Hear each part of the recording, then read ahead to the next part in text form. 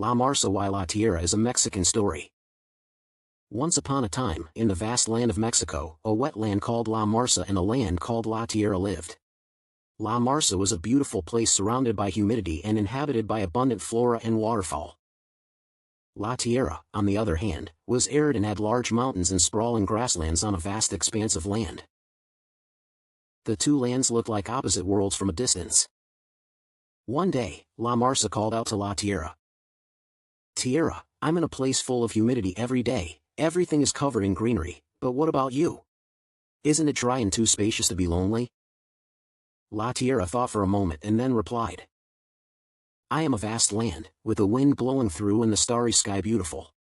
It is true that there is little rain, but it also grows strong and free plants, and animals run around the vast grassland. I can feel the power of nature." La Marsa heard the answer and said a little lonely. "But I like to touch the moist soil every day and see the creatures living inside me. Aquatic plants sway, fish swim, and frogs jump. Life is constantly breathing in me." La Tierra was a little surprised by the words. "I see, do you have such a charm? However, I think that the dry earth has power. The trees and plants that have taken root in my earth are not defeated by any storm, and my soil is always firm and spreading, not dried up by the wind." The two lands lived in different worlds from each other, but for some time they competed to see which one was better. La Marsa showed its abundant life every time it rained, and La Tierra showed powerful trees that grew on dry land. Then one day, a big storm came. The wetlands of La Marsa were flooded with heavy rain, and the entire area was submerged. The birds and creatures floated in the rain and lost their homes. On the other hand, the dry land of La Tierra was also hit by strong winds, and sandstorms carried by the wind came over the mountains. The vast grasslands of La Tierra were covered with sand in an instant, and the vegetation was blown away.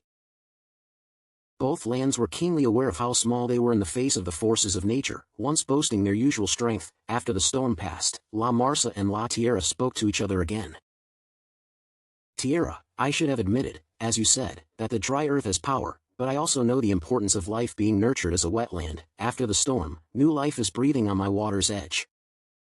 La Tierra was silent for a while before answering. "I noticed it too. I have a vast and strong earth, but I don't have the power to keep life rooted like you. Your wetlands have the power to nurture life, no matter how many storms come." After that, La Marsa and La Tierra began to feel that they were needed by each other. La Marsa gave La Tierra moisture and life, and La Tierra brought strength and expansiveness to La Marsa. The two lands recognized each other's strengths and have now become important friends who complement each other. And in both lands life grew, the wind blew and the stars continued to shine. While La Marsa retained its rich wetlands, La Tierra continued to expand its vast land. That's it,